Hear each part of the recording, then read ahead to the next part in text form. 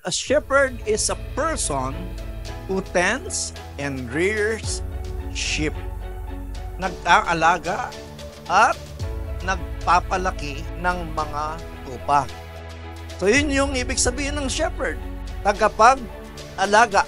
Kaya ay natasan na mag-alaga ng mga tupa ng Diyos. No?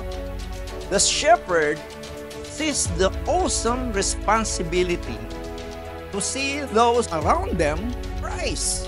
Ito yung mahalaga sa isang shepherd na tagapag-alaga na nagpapalaki.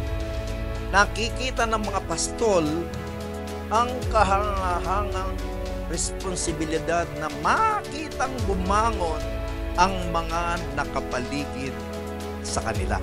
Mahalaga sa isang leader or shepherd na alam niya ang kanyang duty or responsibility. Ang ibig sabihin, may nangyayari sa kanyang mga tupa na tupa ng Diyos. Tagapag-alaga ka ng tupa ng Diyos.